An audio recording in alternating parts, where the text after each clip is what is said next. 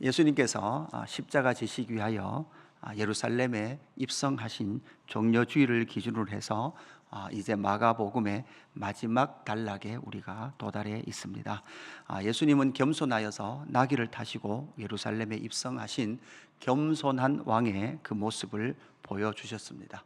그리고 호산나 지금 우리를 구원하여 주십시오라고 노래하며 구원하시는 예수 그리스도의 구원의 사역이 십자가에서 이루어지실 것을 우리에게 예언적으로 보여주고 있습니다.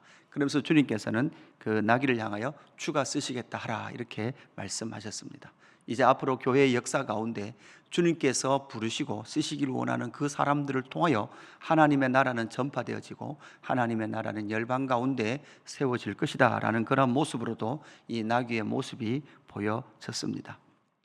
이제 오늘 12절부터 해서 이튿날 이렇게 말씀하시면서 마가복음에서는 이제 11장부터는 예수님의 행적을 아주 자세하게, 그리고 시간이 천천히 흐르면서 예수님의 그 마지막 공생애의 사역을, 십자가의 사역의 여정을 천천히 그렇게 자세히 기록을 하고 있습니다. 10장까지는 어떻게 보면 빨리빨리 예수님께서 걸으셨다면 11장부터는 슬로우 모션처럼 예수님께서 행하시는 그 시간을 아주 디테일하게 천천히 기술을 하면서 예수님께서 십자가의 길을 가신 그 여정의 의미가 무엇인지를 우리에게 말씀해 주고 있습니다. 나귀를 타고 예루살렘에 입성하신 예수님은 바로 호산나 다윗의 자손이여 구원하시는 예수님의 모습이라면, 오늘 12절부터 나타나는 이 본문은 무화과 나무를 저주하시고 무화과 나무를 저주한 다음 날 보니까 아침에 무화과 나무가 뿌리채 말라버린 이 사건 사이에 성전을 청결하게 하신 성전 청결 사건이 샌드위치처럼 그렇게 중간에 들어가 있는 그런 내용으로 기술되어 있는 본문입니다. 무화과 나무를 예수님께서 저주하시고 무화과 나무가 말라버린 그 사건 사이에 성전을 청결하게 하신 이 사건이 기록되어 있는 오늘 본문을 통해서 우리는 구원하러 오신 예수님, 호산나, 그러니까 나귀 타고 예루살렘에 입성하신 예수님 반대편에 어떤 예수님의 모습이 있는지를 우리는 발견해야 합니다. 그래서 이 말씀을 통해서, 오늘 이 말씀을 통해서 예수님의 또 반대편의 모습 두 가지를 발견을 찾아볼 건데요. 첫 번째는 종말의 왕으로 오신 예수님의 모습을 우리는 찾아야 합니다. 심판주로 오신 예수님의 모습을 우리는 함께 찾아야 하는 거죠. 이튿날 예수님은 베다니에 오셨습니다. 예수님께서 시장하시죠. 멀리서 잎사귀 있는 한 무화과 나무를 보시고 무엇이 있을까, 먹을 것이 있을까 하여 예수님은 그리로 그 무화과 나무에 가십니다. 그러나 이 무화과 나무는 나무 잎사귀 외에는 아무것도 없었습니다. 마가복음에는 이 13절 끝에 보니까 이는 무화과 때가 아니다라고 정보를 제공해 주고 있죠. 예수님께서 정보를 모르셨을까요? 아직 무화과 나무를 열매를 먹을 때가 되지 않았다는 것을 예수님이 몰랐을까요? 아니면 혹시라도 예수님의 권세와 능력으로 무화과 나무에게 열매를 맺어라 이렇게 말하면 열매가 맺어지지 않았을까요? 예수는 왜 이때 그 시장함 때문에 이 무화과 나무를 찾아갔고 아직도 때가 아닌 그 무화과 나무에게 열매 있음을 기대하셨을까요? 그뿐만 아니라 때가 아직 아닌데도 불구하고 왜 예수님 이렇게 과격하게 14절 예수께서 나무에게 말씀하여 이르시되 이제부터 영원토록 사람이 내게서 열매를 따먹지 못하리라 하시니 제자들이 이를 듣더라 이렇게 기록을 하고 있죠. 이 의미가 무엇이었을까요? 예수님의 그 과격함, 예수님의 이렇게 과격한 것을 해결하기 위해서 아직 무화과는 봄부터 몇 가지의 열매가 맺히는데 첫 번째 열매가 없다라는 말은 작은 열매가 먹지 못하는 그런 첫 번째 열매를 무화과 나무는 먹지 않으니까 그 열매가 없으면 앞으로도 없을 것이다. 그런 의미로서 예수님께서 이렇게 무화과 나무에 열매가 없는 것을 저주하셨다. 이렇게 해석을 하기도 합니다. 그러나 이 말씀을 우리가 좀 더 그냥 간단하게 본다면, 쉽게 한번 생각해 본다면, 사실 여러분 지금 종말의 왕으로 오신 예수님, 심판의 왕으로 오신 예수님이라는 이 메시지와 함께 사실 지금 예수님은 이 땅 가운데 구원을 주시기 위해서 오시기도 했지만 또한 그 구원 반대편에 또 무엇을 가지고 오셨습니까? 심판의 왕으로 오셨습니다. 그뿐만 아니라 지금 그 심판주 앞에 서 있는 지금 예루살렘 성전을 중심으로 한 대제사장들과 종교 지도자들, 그들은 결국은 심판주로 오신 예수 그리스도를 믿지 않을 뿐만 아니라 구원주로 오신 예수 그리스도를 또한 믿지도 않죠. 그리고 예수님을 그들은 죽이려고 하는 그러한 꾀를 냅니다. 예수님께서 이 땅 가운데 오셔서 구원과 심판을 이루시기 위해 이 땅 가운데 왔음에도 불구하고 그들은 아직도 예수님의 때와 하나님의 때를 전혀 알지 못하는 것이죠. 사실 이 무화과 나무는 어떻게 보면 늘 자기 때와 자기들이 기다리고 그리고 있었던 메시아상을 지금 생각하고 있는 이스라엘과 이 종교 지도자들의 모습을 여실하게 그대로 보여주고 있는 것이죠. 마태복음의 정보를 보면 이러한 것을 통해서 이런 무화과 나무가 말라 죽은 것을 보고 대제사장들과 서기관들은 지금 자기들을 지금 예수님은 책망하고 있고 자기들을 향한 심판의 메시지를 선포하고 있다는 것을 이들은 눈치를 채는 거죠. 특별히 마태복음 23장에 보면 예수님께서는 화 있을진저 말씀하시면서 이스라엘 백성들과 그 종교 지도자들, 예수님의 말씀과 하나님의 말씀과 예수 그리스도를 영접하지 않는 그들을 보면서 예수님은 심판 메시지를 어떻게 예수님이 하나님의 아들이, 어떻게 메시아가 이렇게 과격하게 심판 메시지를 선포할 수 있을까라는 만큼 강력한 심판 메시지를 토해내고 계시는 예수님의 모습을 마태복음 23장에서 우리는 만나게 되죠.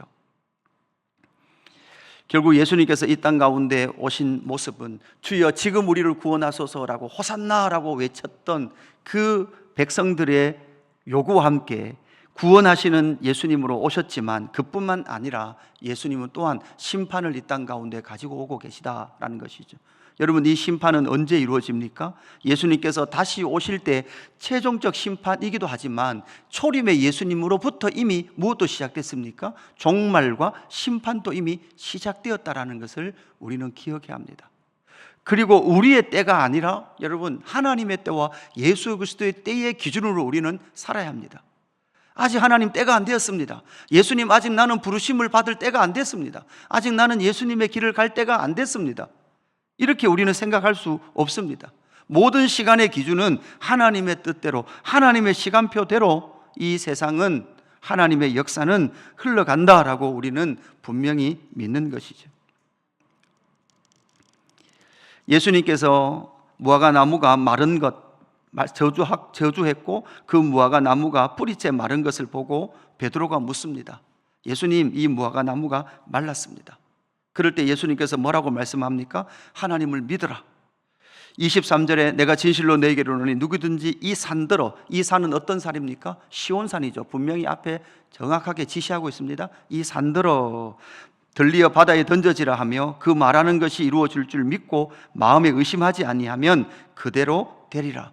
이것은 심판 메시지죠. 이 시온산 꼭대기 무엇이 있습니까? 성전이 있습니다. 그리고 24절 그러므로 내가 너에게 말하노니 무엇이든지 기도하고 구하는 것은 받을 줄로 믿으라. 그리하면 너희에게 그대로 되리라. AD 70년에 이 예루살렘 성전은 회파되게 되고 25절 서서 기도할 때 아무에게나 혐의가 있거든 용서하라. 그리하여야 하늘에 계신 너희 아버지께서도 너희 허물을 사하여 주시리라. 이렇게 말씀하죠. 사실 여러분, 초림의 예수님께서 십자가 지시는 것은 어떤 의미입니까? 하나님의 심판과 또한 하나님의 진노의 잔이 누구에게 부어집니까? 예수님에게 부어집니다. 그 예수님에게 부어짐으로 말미암아 하나님의 진노가 누그러뜨려지고 하나님의 용서가 예수 그리스도를 이름을 믿는 자들에게 그 용서가 선포되게 되는 거죠. 그래서 하나님의 진노가 누그러뜨려짐을 통해서 우리는 누구에게 나갈 담력을 얻습니까? 하나님께로 나갈 담력을 얻습니다. 하나님의 용서를 경험한 그들은 또 무엇합니까? 이웃을 용서하며 살아갑니다. 이것이 복음의 놀라운 영광이죠. 우리가 받아야 될 심판의 잔을 누가 받습니까? 예수님께서 받습니다. 고로 이미 심판이 시작된 것이죠. 그리고 그 예수의 이름을 믿는 자는 하나님과 화목하게 되고 하나님의 용서를 경험한 그들은 또한 무엇을 하게 된다고요? 이웃을 용서하게 되는 놀라운 하나님의 나라의 역사가 시작이 되는 것이죠. 그래서 예수님은 구원의 왕이시기도 하고 종말과 심판의 왕으로 이 땅 가운데 왔다라는 것을 우리에게 말씀해 주십니다. 두 번째, 예수님은 어떤 분이십니까? 성전의 본체시요 성전의 본질이시며 성전의 주인이신 예수님이다라는 것을 우리에게 말씀해 줍니다. 15절부터 18절까지 이 무화과 나무의 저주와 무화과 나무가 마른 이 사건 사이에 바로 이 성전의 청결 사건을 행하시는 예수님의 모습을 보게 됩니다. 여러분, 이 성전은 어떤 곳입니까? 하나님의 임재의 자소인데, 이 임재의 자소인 성전은 뿌리인 성막은 바로 모세와 하나님께서 시내산 언약, 그 피의 언약을 맺으시고 모세에게 성막의 규례를 주시면서 시작된 것이 성전의 뿌리입니다.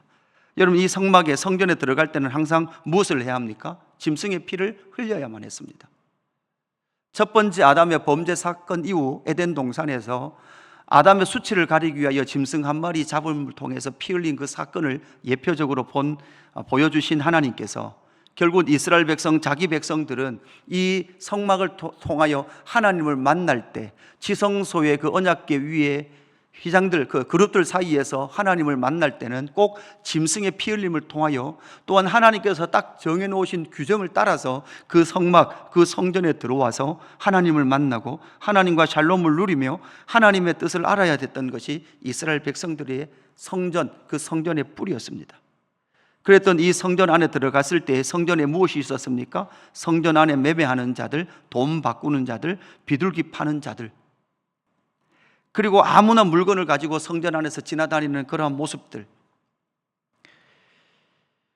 결국은 예수 그리스도께서 이 땅 가운데 오셔서 하실 일이 무엇인가? 결국 구약 이스라엘 백성들이, 아니 지금 예수님 시대의 이스라엘 백성들 역시도 피 흘림을 통하여 성전 안에 들어가서 하나님을 만나고 하나님과 화목함을 누리는 그러한 예수 그리스도의 십자가의 예표적인 성전의 그 영광들을 누려야 될 그 이스라엘 백성들이 지금 무엇을 하고 있는가 하면 이렇게 매매하고 또한 돈을 바꾸고 비둘기를 팔며, 이게 다 뭐와 관련된 것입니까? 성전의 제사와 하나님의 백성들이 하나님 백성 됐다는 증거로서 성전세를 내는 것을 통하여 끊임없이 장사하고 있는 타락한 이스라엘 백성들의 종교 지도자들을 지금 예수님께서 책망하고 계시는 거죠.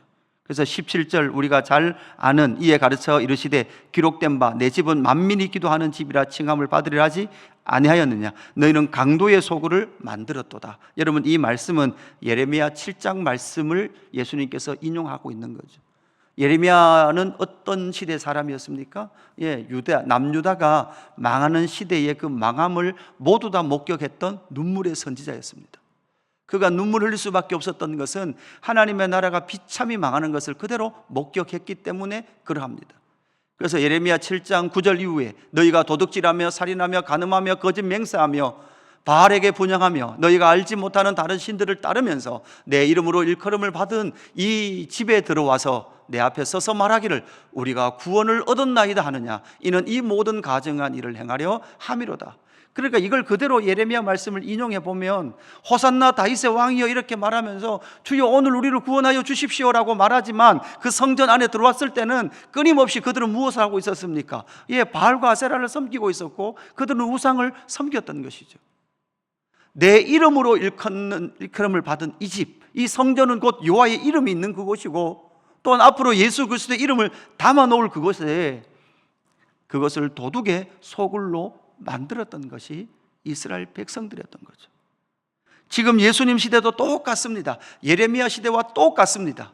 온갖 우상으로 넘쳐나는 여호와의 성전, 그럼에도 불구하고 주여 우리를 구원하십시오 라고 고백하면서 사실 그들이 말하는 구원은 무엇이었습니까? 그들이 말하는 호산나 다윗의 자손이여 라고 말했던 다윗의 나라여 라고 말했던 그 다윗의 나라는 결국 자기들이 원하는 메시아, 자기들이 원하는 나라, 자기들이 원하는 나라는 그 존재를 끌어안고 하나님께로 나아갔던 이스라엘 백성을 예수님은 지금 무엇하고 계십니까? 책망하고 있고 너희에게 심판이 있으리라 라고 분명히 말씀하고 계시는 것이죠.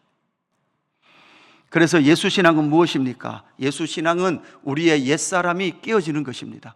우리의 옛사람이 깨어지고 새 사람으로 사는 것입니다. 교회에 오면, 예배를 드리면 우리의 옛사람이 날마다 깨트려지는 것이죠. 주여, 나는 죄인입니다. 예수의 피가 아니고서는 하나님께로 나갈 수 없습니다. 예수의 보혈이 아니고는 오늘 하루도 살 수 없습니다라고 고백하는 그 사람이 진짜 성도인 줄로 믿습니다. 그 자리에 예수의 이름이 있습니다. 그 겸손한 자리에, 낮은 자의 자리에 예수님의 이름의 영광이 있습니다. 그래서 오늘 이 말씀을 통해서 예수 그는 누구인가? 겸손하여 나귀를 타신, 그리고 호산나 구원하시는 왕일 뿐만 아니라 또한 반대편에는 종말과 심판의 왕이시며 성전의 본질이시다라는 것을 알고 그 예수 그리스도의 이름을 믿고 예수 그리스도를 모시고 살아가는 저와 여러분의 삶이 되기를 주님의 이름으로 축복합니다. 아버지 하나님, 감사합니다. 내가 원하는 때에, 내가 원하는 방식대로, 내가 정말 기도하고 내가 원하는 그것이 이루어지기를 원했던 그러한 우리의 죄를 용서하시고, 하나님 아버지, 하나님과 화목하게 하시기 위하여 진노의 잔을, 심판의 잔을 마셨던 예수 그리스도를 통하여 우리는 하나님과 화목하게 된 줄로 믿습니다. 그로 말미암아 하나님의 이름, 우리 주 예수 그리스도의 이름이 우리 안에 담겨 있게 하시고, 하나님 아버지, 예수 그리스도의 능력이 내 안에 나타날 때마다 우리의 옛사람의 주장들이 깨트려지게 하시고, 옛사람의 생각들과 옛사람의 열심들이 깨트려지게 하시고, 하나님의 이름과 주 예수 그리스도의 이름의 그 영광만이 우리 안에 담겨질 수 있도록 역사하여 주옵소서. 하나님, 성령 하나님께서 충만할 때 주여 예수의 이름이 담겨져야 될 그 성전 안에 온갖 우상과 더러움이 있는 우리의 자신을 발견하게 하셔서 회개하며 예수 그리스도를 따라 살아가는 삶을 살 수 있도록 역사하여 주옵소서. 감사함을 드리며 구주 예수 그리스도 이름으로 기도드리옵나이다. 아멘.